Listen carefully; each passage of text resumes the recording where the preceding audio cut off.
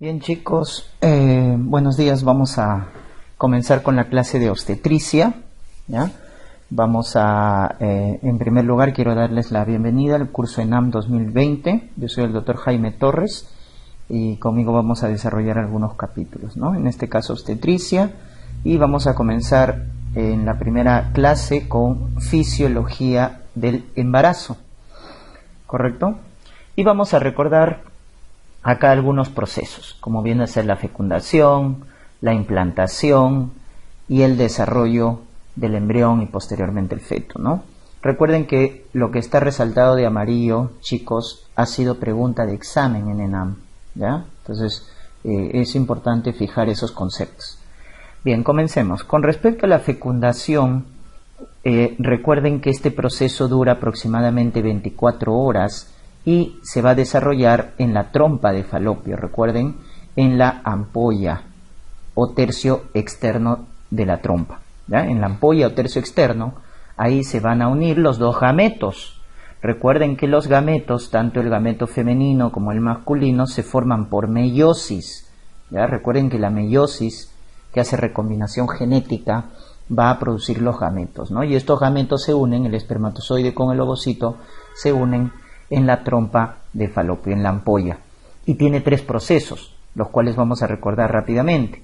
El primer proceso es cuando el espermatozoide, como ven acá en el gráfico, atraviesa la primera capa del ovocito, que viene a ser la corona radiada, ¿ya? Entonces la corona radiada es una capa de células granulosas que el espermatozoide va a atravesar. Para eso utiliza algunas enzimas. Una enzima acá que utiliza el espermatozoide es la hialuronidasa, ¿ya? La hialuronidasa. La segunda capa que va a atravesar el espermatozoide es esta capa de color celeste que vamos a llamar como zona pelúcida. Es la segunda capa que va a atravesar, la zona pelúcida. Y ahí sí el espermatozoide libera una gran cantidad de enzimas hidrolíticas para degradar esta zona pelúcida y poder atravesar, ¿no?, al ovocito. Entonces, eso se conoce con el nombre de reacción acrosomal. Cuando te pregunten ¿qué es la reacción acrosomal? El acrosoma, chicos, es el lisosoma del espermatozoide. Y el lisosoma, ustedes recordarán de biología, era una organela que almacenaba enzimas. Entonces la reacción acrosomal es la liberación de enzimas que van a degradar la zona pelúcida, ¿ya? Y cuando el espermatozoide invade la zona pelúcida, ya otro espermatozoide ya no puede entrar al ovocito, ¿ya, chicos? O sea, acá se produce una segunda reacción llamada reacción de zona, también llamada reacción cortical, como quieras llamarla, reacción de zona o reacción cortical. ¿Para qué sirve la reacción de zona? Para evitar la polispermia, es decir, cuando el espermatozoide atraviesa la zona pelúcida, se cierran las compuertas.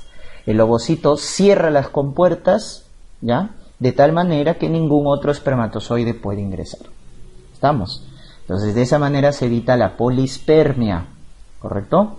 Entonces, 2 reacciones importantes en la zona pelúcida: reacción acrosomal, que es la liberación de enzimas, y la reacción de zona, en la cual se cierran las compuertas para evitar la polispermia. Y la última es la fusión de pronúcleos, ¿no es cierto? La fusión de pronúcleos, en la cual el núcleo masculino con el femenino se unen para formar el huevo cigoto, que va a ser diploide, ¿no? El huevo cigoto que va a ser diploide. Muy bien. Entonces, miren, acá tenemos como acá el ovario en la mujer. Miren, acá está el folículo maduro, el folículo de Graf. El folículo de Graf libera, ¿no es cierto?, el ovocito. Recuerden que lo que libera el ovario es el ovocito secundario, el ovocito 2. El ovocito secundario que está en metafase, ojo, en metafase 2, eso lo van a ver en ginecología. Cada mujer en su ciclo ovárico libera un ovocito secundario en metafase 2, que en el tercio externo, miren, acá está la trompa, en su tercio externo llamado ampolla o tercio externo, ¿con quién se va a encontrar? Con el espermatozoide, y se va a producir la fecundación, ¿no? Eso dura 24 horas más o menos. Una vez que se da la fecundación, se forma el huevo cigoto, el huevo o cigoto, y luego este huevo cigoto va a ir migrando a través de la trompa, como pueden ver, ¿no? Dividiéndose por mitosis. Se divide por mitosis en 2 células, luego 4, luego 8, hasta que alcanza 16 a 32 células, chicos. Y eso se va a llamar mórula. Entonces de huevo cigoto pasa a mórula, ¿no? Más o menos. Entonces 16 a 32 células. Y luego de mórula pasa a blastocisto. Miren, acá está el blastocisto, ¿correcto? Y el blastocisto es en este estadio en el cual se va a dar la implantación. Cuando te pregunten en qué estadio se implanta, en estadio de blastocisto. ¿Dónde se implanta? En el fondo uterino, en el endometrio secretor, que en el caso del embarazo le vamos a dar un nombre especial, se llama decidua, que viene a ser el endometrio secretor, producido por la progesterona. ¿Quién produce la progesterona en las primeras semanas del embarazo? Acá miren, el ciclo ovárico, el folículo de Graf liberó el ovocito secundario, ¿y qué dejó en el ovario? El cuerpo lúteo. Y ese cuerpo lúteo es el que produce la progesterona, chicos, en las primeras semanas del embarazo. Luego ya vamos a ver que lo hace la placenta. Entonces, la progesterona, ¿no es cierto? Miren, va a producir el endometrio secretor, que en el caso del embarazo ya le vamos a llamar decidua. Entonces el blastocisto se implanta en la decidua, que está lleno de glándulas con glucógeno para que pueda desarrollarse en el fondo uterino. Eso se conoce con el nombre de implantación, ¿ya? Y cuando se implante el blastocisto va a pasar lo siguiente. Miren, este es el blastocisto, conócelo bien. ¿Por qué? Porque si te preguntan en qué estadio se implanta, en el fondo uterino, en estadio de blastocisto se implanta el cigoto. Lo que ves afuera de color naranja se llama trofoblasto, ¿correcto? Trofoblasto. Y lo que ves acá de color azul se llama embrioblasto. Y el nombre te lo dice, embrioblasto, porque va a formar al embrión. Y el trofoblasto va a formar los anexos. Y un anexo importante que va a formar este trofoblasto es la placenta. Cuando te digan de dónde deriva la placenta, del trofoblasto, que al final va a venir de una parte materna y una parte fetal, como lo vamos a ver. Muy bien.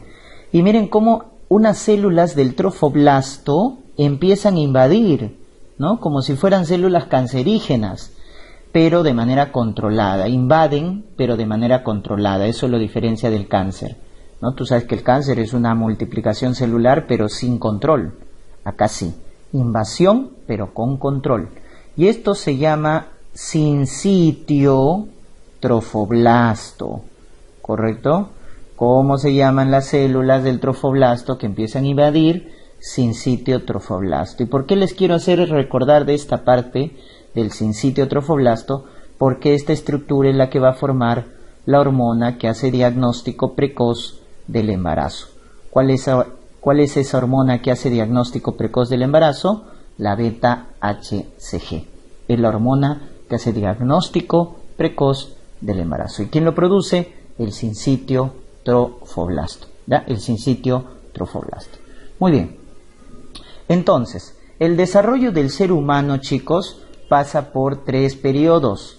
El periodo preembrionario, que ustedes lo pueden ver acá, en las primeras 3 semanas. El periodo embrionario, de la 3ª a la 8ª semana, lo cual es muy importante, este periodo embrionario de la 3ª a la 8ª semana. ¿Por qué?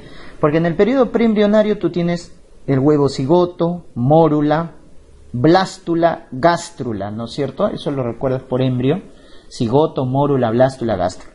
Pero luego ya en el periodo embrionario tenemos acá el desarrollo de tejidos, histogénesis, morfogénesis, organogénesis, como quieras llamarlo.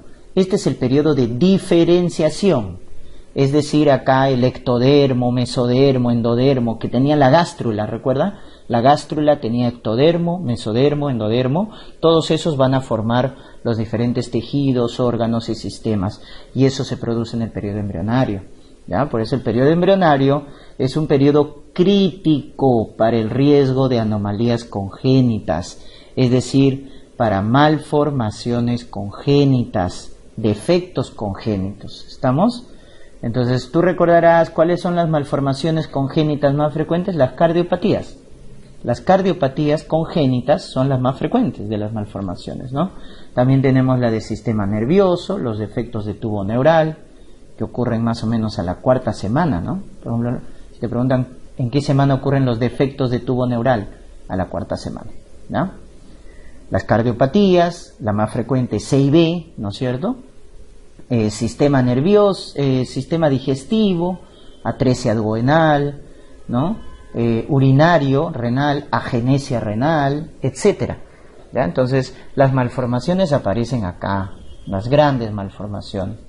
Entonces, este periodo es el periodo más crítico para el riesgo de anomalías congénitas, ¿ya? Recuérdense.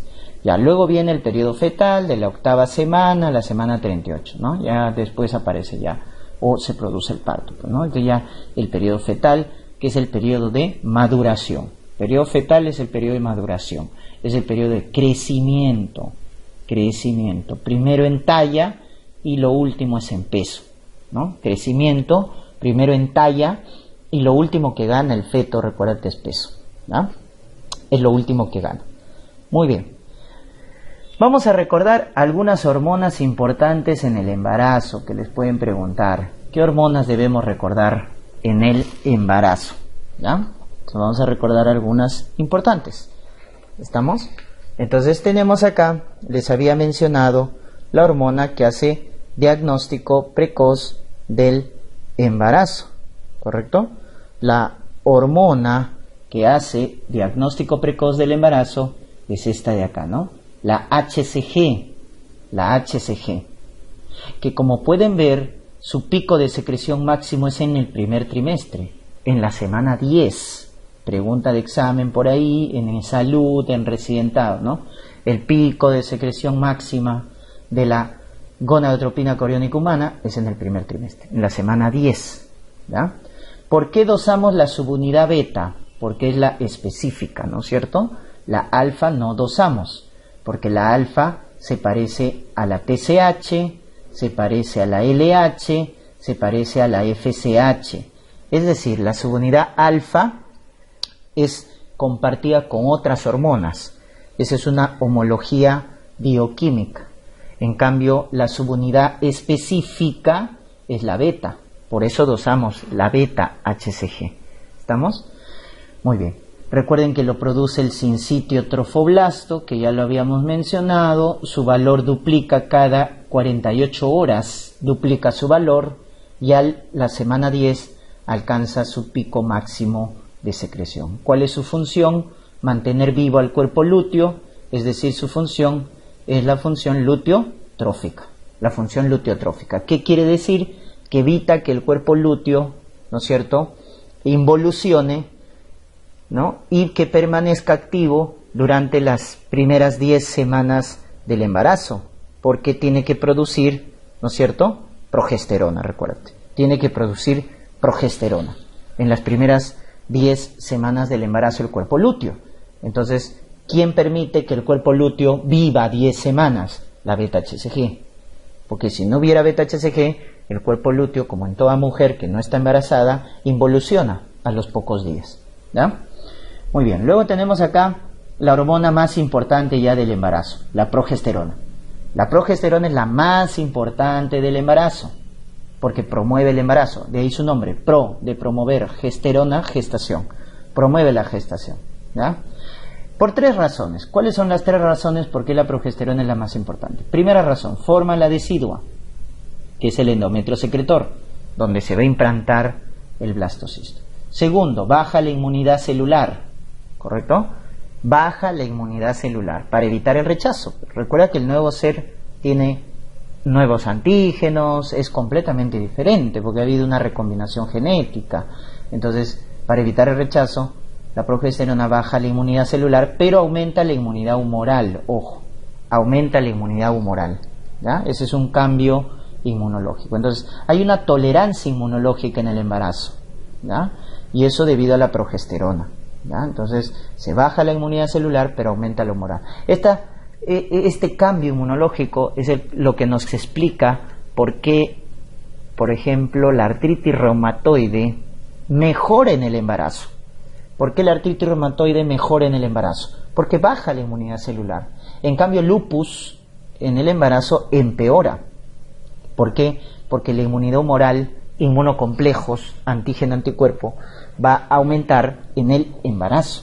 Por eso las complicaciones hematológicas, renales, empeoran en el embarazo si la paciente tiene lupus. Y la tercera razón, chicos, es que mantiene relajado al útero para que se pueda desarrollar el nuevo ser.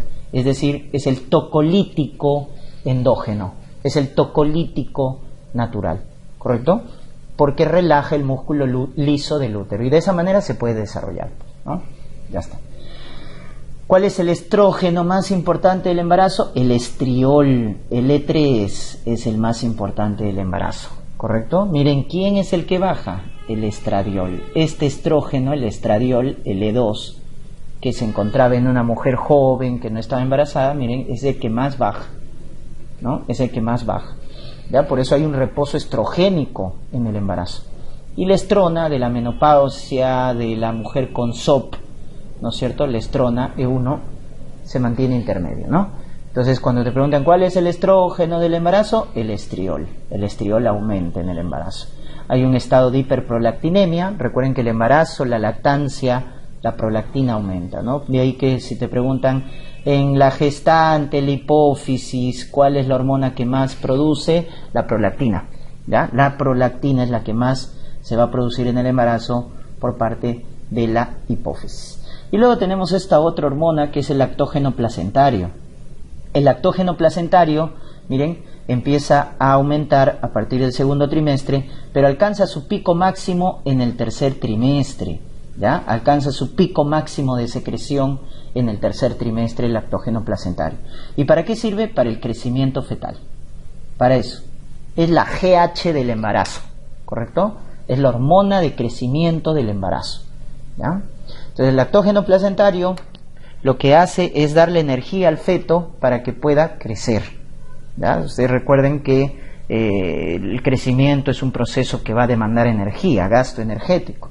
Entonces el lactógeno promueve, ¿no es cierto?, el paso de glucosa al feto por parte de la mamá, ¿ya? Entonces la mamá le da glucosa al feto a través de la placenta y eso es estimulado por el lactógeno placentario, ¿ya? Por el lactógeno placentario. Y para ello, ¿qué tiene que hacer el lactógeno placentario? Una insulinoresistencia. Es decir, la glucosa de la mamá no puede pasar a las células de la madre, sino esa glucosa tiene que quedarse en la sangre materna y pasar a la sangre fetal a través de la placenta. Entonces, para ello, ¿qué hace el lactógeno placentario? Hace una insulinoresistencia, ¿ya? Para que la glucosa se concentre en la sangre de la mamá y luego pase a la sangre fetal. Entonces hace una insulinoresistencia. De ahí cuando te pregunten qué hormona está relacionada a la diabetes gestacional, respuesta: lactógeno placentario. ¿Ya? El lactógeno placentario es una hormona prodiabética, prodiabetogénica, ¿ya? Por eso el embarazo aumenta el riesgo de diabetes y sobre todo en gestantes de alto riesgo, ¿no? Mujer obesa, mujer añosa, etc., ¿ya? Entonces, el que predispone o la hormona relacionada a diabetes gestacional es el lactógeno placentario. Muy bien, eso es con respecto a las hormonas. Pasamos ahora a anexos. Y en los anexos vamos a ver lo siguiente, ¿correcto? En los anexos, el más importante que vamos a recordar es la placenta, ¿correcto? La placenta. Entonces, en el caso de la placenta, hemos dicho que deriva del trofoblasto, pero es una estructura feto-materna, ¿correcto? Entonces, esta estructura feto-materna, que viene a ser la placenta, tiene un origen fetal y un origen materno. ¿Cuál es el origen fetal? El corion frondoso. ¿Y cuál es el origen materno? La decidua basal. De ahí deriva la placenta, ¿correcto? Del corion frondoso, de parte fetal, y parte materna, decidua basal. ¿Estamos? Es una barrera, la placenta, que va a permitir el paso de ciertas sustancias, ¿no es cierto?, útiles para el feto, eliminación de desechos, transporte de gases, etcétera. Tiene múltiples funciones. Produce hormonas, ¿no? El cuerpo lúteo produce las primeras 10 semanas del embarazo progesterona. Luego, pasado las 10 semanas, lo hace la placenta. Entonces, produce el lactógeno placentario, produce el beta-HCG. Entonces, tiene una función endocrina, función respiratoria, función metabólica, múltiples funciones tiene la placenta, pero sobre todo la nutrición del feto, ¿no? Pero ustedes se preguntarán, en el primer trimestre, ¿cuándo empieza a funcionar la placenta? La placenta empieza a funcionar a partir del segundo trimestre. Entonces la pregunta es, ¿y en el primer trimestre quién nutre al feto? El saco vitelino, ¿correcto? Entonces si te preguntan, en el trimestre, ¿quién nutre al feto? Esta estructura de acá, llamada saco vitelino. Su principal función, nutrición del embrión en el primer trimestre. ¿Ya? Es la nutrición del embrión en el primer trimestre. ¿Qué otra función tiene? El saco vitelino. La otra función es que produce glóbulos rojos para el embrión, ¿no? Cuando te preguntan en la hematopoiesis, ¿cómo se llama esa hematopoiesis cuando el saco vitelino produce glóbulos rojos? Se llama hematopoiesis mesoblástica. Hematopoiesis mesoblástica, ¿no? ¿Qué más? También produce células para las gónadas, las ovogonias, las espermatogonias, vienen del saco vitelino, ¿correcto? Muy bien. Esta estructurita que ves acá, que es como la colita, ¿no?, de el saco vitelino, es alantoides, que va a formar parte del cordón umbilical. ¿Ya? Alantoides forma parte del cordón umbilical, pero el dato acá que te debes recordar es que la persistencia del alantoides en el adulto, que forma el uraco. El uraco se forma a partir del alantoides, ¿no? Si persiste en la vida adulta, ¿correcto? Muy bien. Luego tenemos ya el líquido amniótico, ¿no? Dentro de la bolsa amniótica, el líquido amniótico en las primeras 20 semanas, recuerden, viene del plasma de la madre, es un ultrafiltrado del plasma, pero pasadas las 20 semanas del embarazo viene a ser la orina del feto, ¿ya? En las primeras 20 semanas es un ultrafiltrado del plasma. Pasado las 20 semanas es la orina del feto, ¿ya? La orina del feto. Muy bien. Tiene una función muy importante, como por ejemplo la función amortiguadora, ¿no?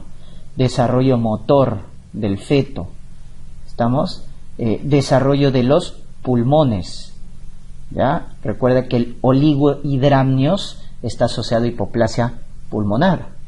El líquido amniótico favorece el desarrollo de los pulmones, ¿no, chicos? Ya está. Entonces, amortiguadora, motor, termorreguladora y favorece la maduración de los pulmones, ¿ya? Y finalmente tenemos el cordón umbilical. En el caso del cordón umbilical, recuerden que es una estructura que va a estar compuesta por vasos, ¿no es cierto?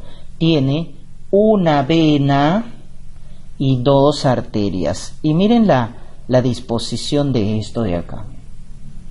Una vena y dos arterias. Entonces te tienes que acordar. Y miren de qué color coloco las arterias umbilicales. Las dos arterias umbilicales las coloco de color azul porque, doctores, llevan CO2. ¿Estamos? En cambio, la vena umbilical le he puesto de color rojo porque es la que lleva oxígeno hacia el feto. Entonces acá es diferente a lo que generalmente conocías en el sistema vascular. La arteria lleva CO2 y la vena lleva oxígeno. Todo lo contrario. ¿Estamos? Entonces recuerda que en el ser humano solo dos venas llevan oxígeno, ¿no es cierto? La vena umbilical y la vena pulmonar. La vena umbilical y la vena pulmonar llevan oxígeno, ¿ya? Entonces esa estructura debes recordarte. En el cordón umbilical hay una vena y dos arterias.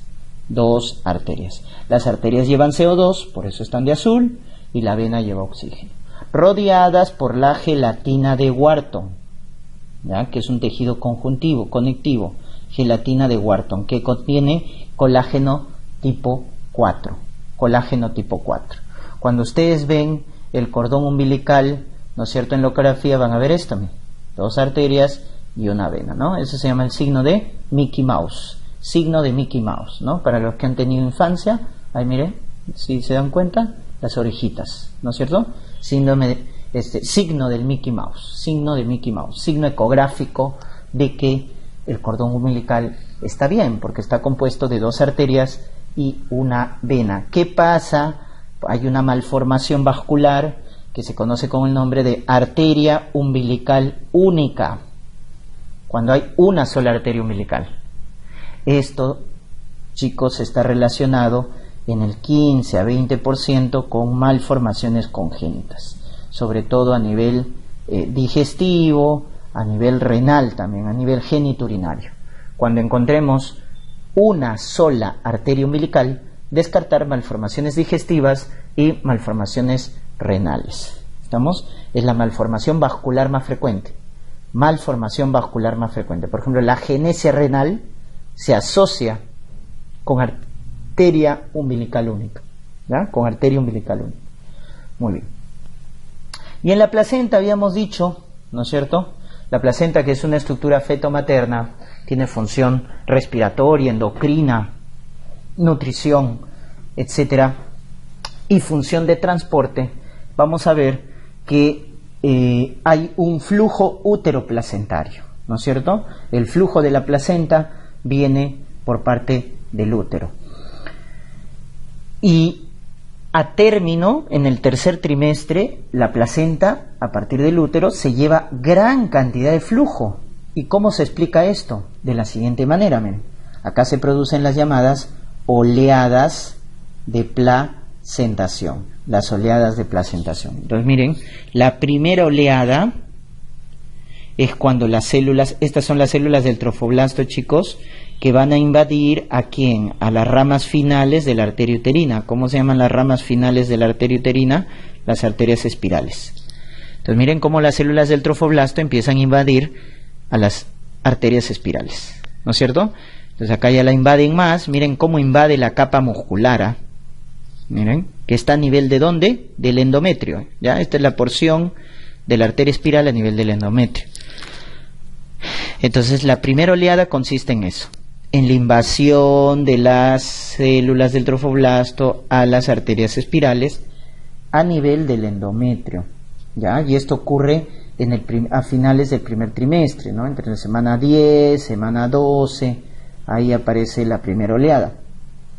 La segunda oleada ya es más tardío, entre las 18-20 semanas, 18-20 semanas. Y la segunda oleada, ¿en qué consiste? En que, miren, las células del trofoblasto ya invaden tanto que profundizan, ya no solo se quedan a nivel del endometrio, sino también a nivel del miometrio. Miren cómo las células del trofoblasto han llegado hasta la porción miometrial de las arterias espirales. Y esta invasión de las células del trofoblasto es promovida por el factor de crecimiento endotelio vascular.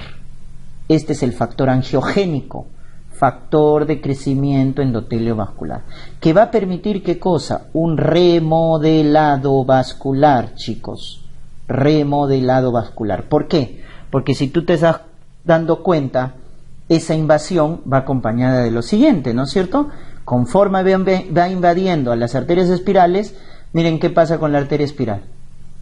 Va aumentando la luz, va aumentando su calibre, es decir, se vasodilata, y con lo cual aumenta su flujo y baja la resistencia a nivel de la arteria espiral. Y esa es la finalidad. ¿Por qué se da esta invasión de las células del trofoblasto? Para aumentar el flujo uteroplacentario y bajar su resistencia.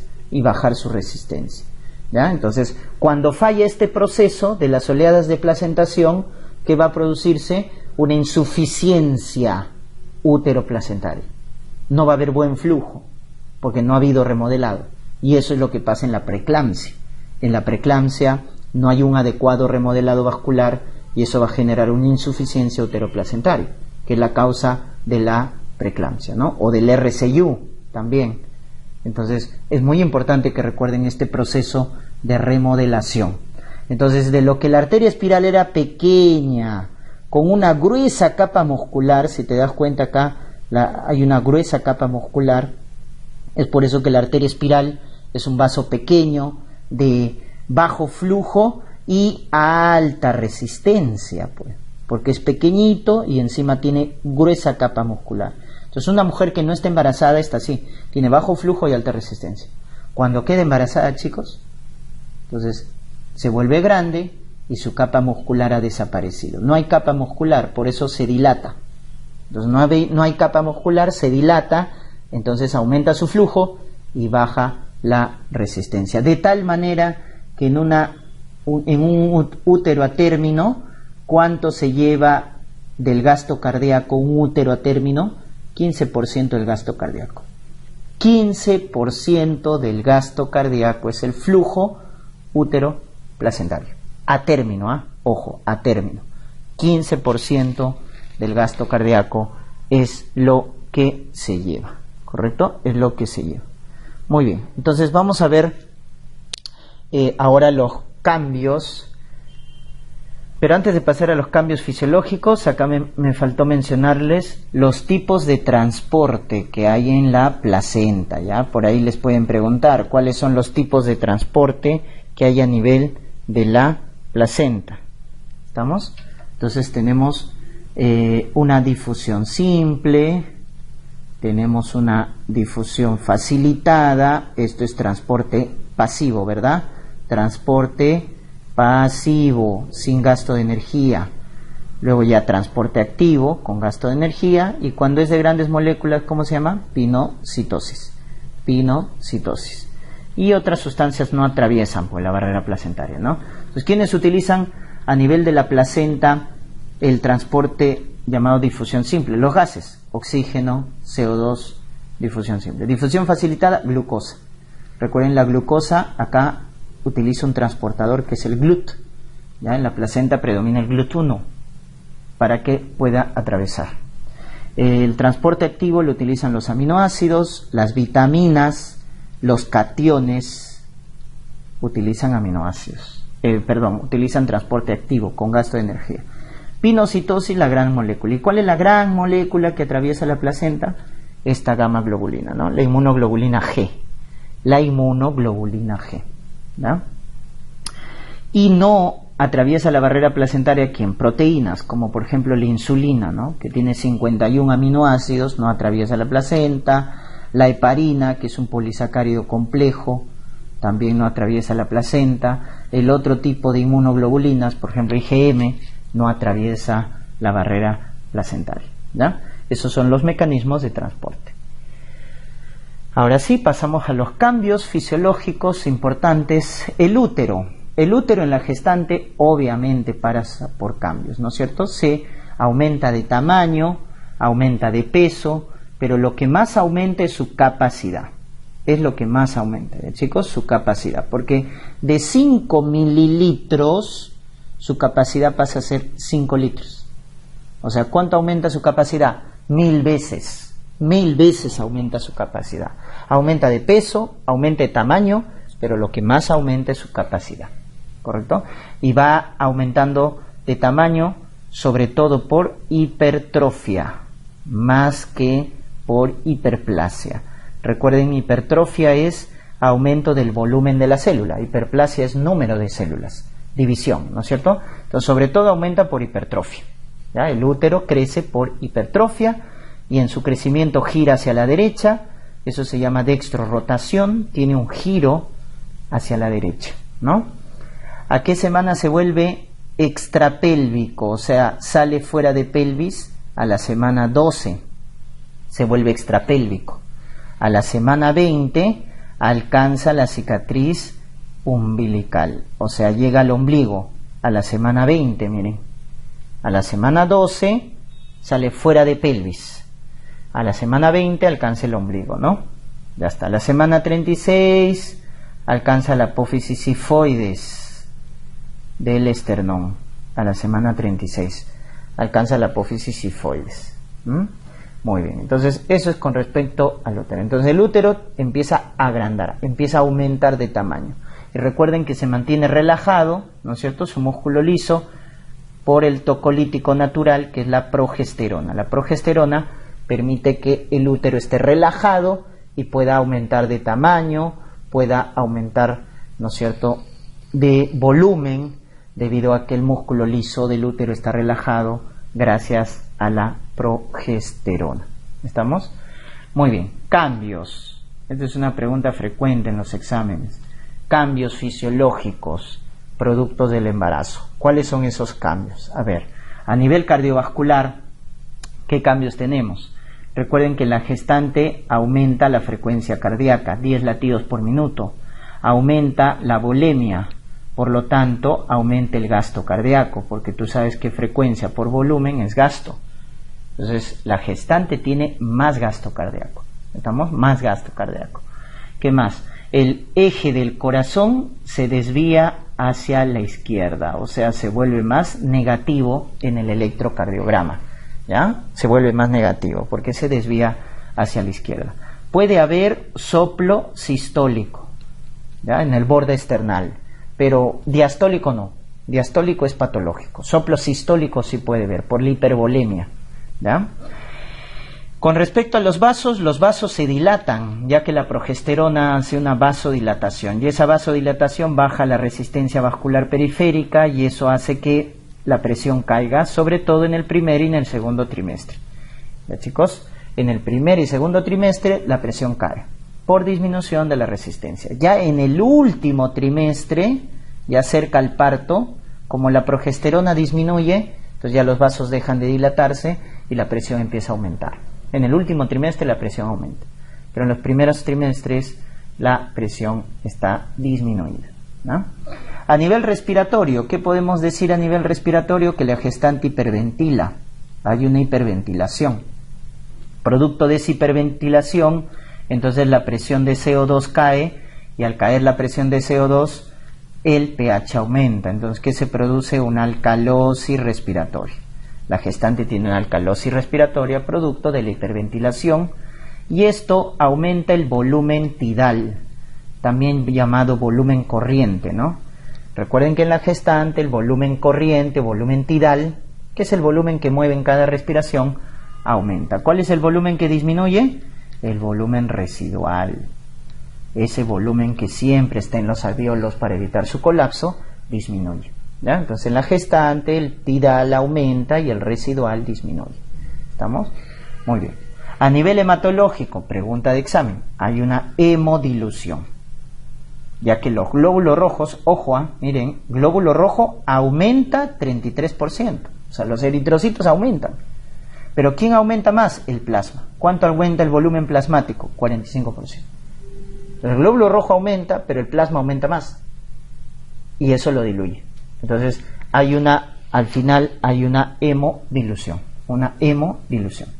Hay aumento en factores de coagulación, correcto. El embarazo es un estado protrombótico. Hay un aumento de factores de coagulación, sobre todo el fibrinógeno, que es el factor de coagulación más abundante. Pues el embarazo tiene más riesgo de ¿qué? De trombosis venosa profunda, de tromboembolismo pulmonar, ¿ya? Hay leucocitosis, ¿ya, chicos? Leucocitosis, neutrofilia, pero no desviación izquierda. ¿Estamos? Hay leucocitosis con neutrofilia, pero no desviación izquierda. A nivel renal, el tamaño del riñón aumenta 1 centímetro, el tamaño. Aumenta el flujo sanguíneo renal, producto de ello aumenta la tasa de filtración glomerular. Le llega más sangre al riñón, por lo tanto el riñón depura más el plasma, entonces aumenta la tasa de filtración. Y producto de ese aumento de tasa de filtración, entonces como la gestante filtra más el plasma, lo está limpiando más, entonces la creatinina, la urea, el ácido úrico a nivel sanguíneo baja. A nivel sérico, la urea, la creatinina, el ácido úrico disminuyen, porque hay una hiperfiltración, ¿ya? Aparece glucosuria, producto de esa hiperfiltración, pero la glucosa en sangre está normal. Hay normoglicemia con glucosuria, ¿correcto? Aumenta la excreción de bicarbonato. Entonces, producto de la hiperfiltración aumenta la excreción de bicarbonato para compensar esta alcalosis respiratoria. Si te preguntan cómo compensa la gestante la alcalosis respiratoria producto de la hiperventilación, eliminando más bicarbonato en la orina. De esa manera regula la alcalosis, eliminando bicarbonato por la orina. Y producto de ello, ¿producto de qué? De la hiperfiltración, ¿ya? La pelvis, el uréter, chicos, están relajados, están dilatados, porque la progesterona relaja el músculo liso, no solo del útero, sino de los vasos, como hemos visto, relaja el músculo liso de la pelvis, del uréter, de tal manera que hay mayor reflujo vésico-ureteral. Y eso predispone a infección de tracto urinario. Por eso toda gestante en su primer control le pedimos examen de orina y urocultivo, porque debido a esta relajación hay más éstasis urinaria, hay más reflujo vésico-ureteral y eso predispone a infección de tracto urinario.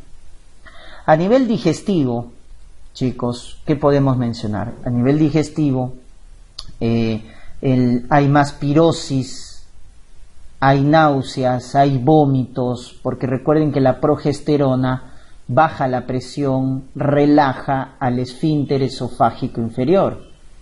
Entonces, la progesterona relaja el esfínter esofágico inferior y eso predispone a pirosis, náuseas, vómitos. Hay mayor estreñimiento en la gestante. ¿Por qué hay mayor estreñimiento? Porque disminuye el peristaltismo, ya que la progesterona relaja el músculo liso de los intestinos.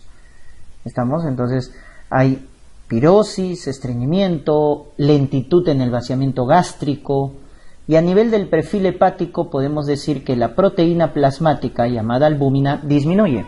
La albúmina cae en la gestante, la que aumenta es la fosfatasa alcalina, duplica su valor, y la que se debe mantener constante son las transaminasas y la bilirrubina. Ese cambio a nivel hepático tienen que recordarse. La albúmina cae, la fosfatasa alcalina aumenta, y las transaminasas y bilirrubina se deben mantener normales, ¿ya? A nivel digestivo.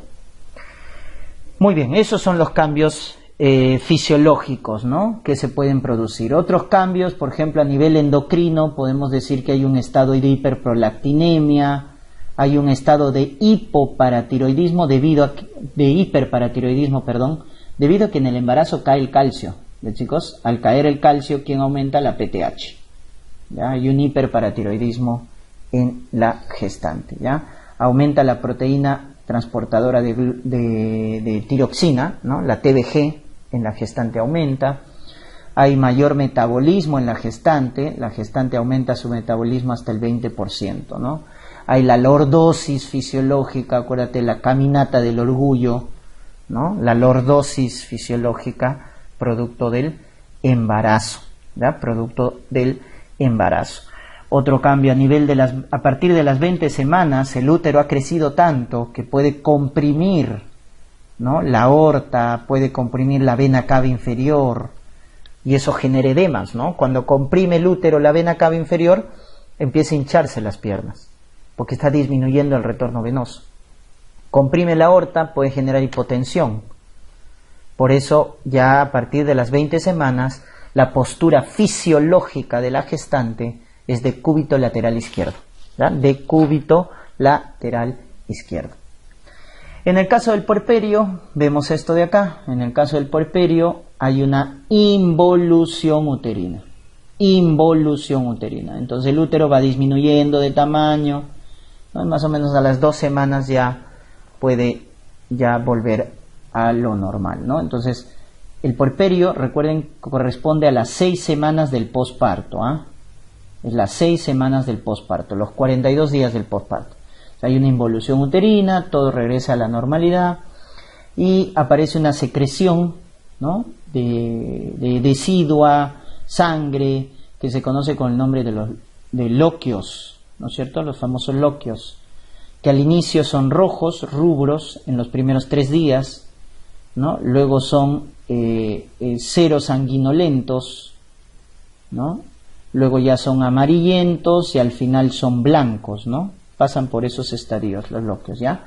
Rojos, cero sanguinolentos, amarillentos y blanquecinos, ¿ya? Y eso es lo normal.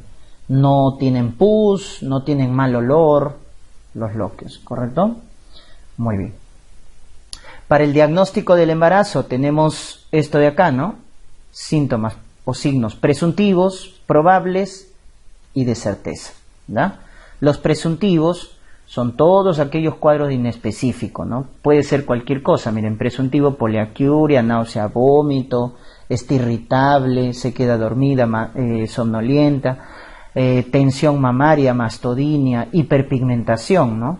La línea bruna, ¿no? Las estrías, el hirsutismo, el cloasma gravídico, todos los cambios a nivel de la mama o a nivel de la piel, ya chicos, son presuntivos. Mama, piel o todo lo inespecífico, náusea, vómito, irritable, somnolienta, poliaquiuria, disuria, presuntivos. Ya está. Luego vienen los probables. La amenorrea secundaria. Este es el más frecuente, ¿no? Amenorrea secundaria. Retraso menstrual. O el test de embarazo positivo. Test de embarazo positivo, que es el que hace diagnóstico precoz, no confirma, pero sí hace diagnóstico precoz, porque podemos dosarla a la 3ª semana de la fecha de última regla, podemos dosarla a la 3ª semana en sangre o a la 5ª semana en orina, con respecto a la fecha de última regla. O también podemos dosar a los 6-7 días post fecundación, 8-9 días post ovulación, ¿correcto? Entonces, si también te preguntan a qué semana podemos dosar o a qué día podemos dosar la beta-HCG post fecundación, a los 6-7 días. Post ovulación le aumento un día, 8-9 días. Ya con respecto a la fecha de última regla, 3ª semana en sangre, 5ª semana en orina. ¿Ya? Hace diagnóstico precoz, pero no confirma. El agrandamiento del útero, lo que hemos visto acá, ¿no? Lo que hace el agrandamiento del útero es probable. Los signos locales genitales son probables. ¿Cuáles son esos signos que te han preguntado? Este es uno de los. Estos dos primeros son precoces, los más precoces. Chadwick, coloración violácea, cianótica de las paredes vaginales. Está cianótica la pared vaginal. Godel es el cuello, cervix blando. Egar es el útero blando. McDonald es la fácil flexión del cuerpo sobre el cuello del útero. El cuerpo se flexiona fácil sobre el cuello. Noble budín, el útero se abomba, se agranda, y eso que genera ocupación del fondo de saco lateral. Ocupación del fondo de saco lateral. Signo de noble budín. Estos cambios son probables, ¿ya chicos? Peloteo, movimientos fetales percibidos por la madre a partir de las 20 semanas si es multípara, a partir de las 22 semanas si es nulípara. Cuando la mamá percibe los movimientos, eso es probable, ¿ya chicos? Contracciones falsas, llamadas de Braxton y Hicks, también son probables. Contracciones falsas de Braxton y Hicks. ¿Quién ya te confirma? El que te confirma, certeza, es la ecografía. Ese ya te confirma. El saco gestacional que ves a la 4ª semana, embrioncito a la 5ª semana, miren, y puedes medir ahí qué cosa, la longitud craneocaudal, que va a ser el mejor parámetro para calcular la edad gestacional en el primer trimestre. Cuando te preguntan cuál es el mejor parámetro para calcular la edad gestacional en el primer trimestre, longitud craneocaudal, ¿ya? Luego a la 6ª semana, los latidos cardíacos fetales. Ya podemos ver con el Doppler los latidos cardíacos fetales a partir de la 6ª semana. Entonces ya con la ecografía tú confirmas, ¿no? Ves saco, embrioncito, latidos, ya eso confirma el embarazo, pues, ¿no? O si palpas con las maniobras de Leopold o movimientos fetales, pero por el personal de salud. Si el médico, la obstetra perciben los movimientos fetales, eso también es certeza, ¿no? También es certeza, ¿correcto? Muy bien, con respecto a la nutrición, los requerimientos en una gestante, miren, en kilocalorías es 2.500 kilocalorías al día. Aumentan, ¿no? Recuerden, una mujer o una persona normal, una mujer que no está embarazada, debe consumir 2.200 kilocalorías.